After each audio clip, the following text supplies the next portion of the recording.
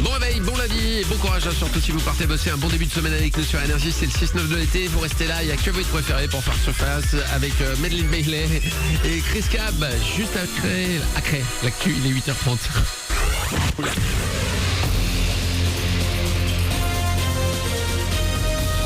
Toute l'actu sur Monaco Menton avec Frédéric Plat. Bonjour, quelques nuages sur les reliefs cet après-midi, mais à la plage, pas de soucis, le soleil va l'emporter sans problème tout au long de la journée. Au thermomètre, des maxi montent encore facilement à dépasser les 30 degrés, 31 à 35 au max et il fait déjà 28 degrés actuellement à Menton. C'était la météo sur Énergie avec Toyota et Lexus Monaco, 23 boulevard d'Italie. Elle est déjà à 25 degrés et il fait bon s'y baigner. La qualité des eaux de baignade à Menton est bonne. C'est ce qu'il ressort des dernières analyses effectuées il y a seulement quelques jours. Elles sont faites chaque semaine. Une réponse à la polémique qui a enflé sur les réseaux sociaux ces derniers jours. Il était prétendu la présence de gale, voire d'autres affections dans les eaux de la Cité du Citron.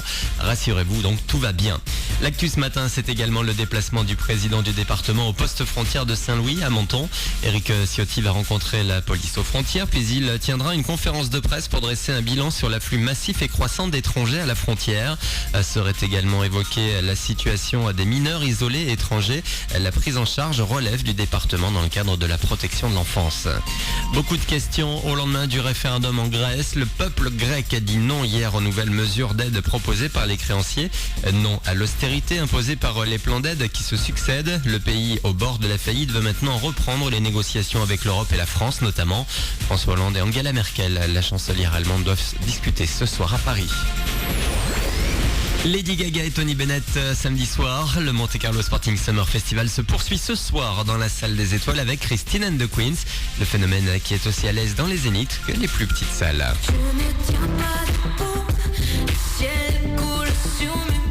C'est ça qui fait que ça reste du spectacle vivant, c'est que ça bouge. Et de toute façon, je pense pas qu'il y ait qu'une seule façon de faire des concerts. Enfin, moi j'ai fait des premières parties de Stromae par exemple, et chaque zénith était différent. Et c'est ça qui fait que c'est bien. Si c'était mécanique, s'il y avait une formule pour chaque salle, ce serait déprimant.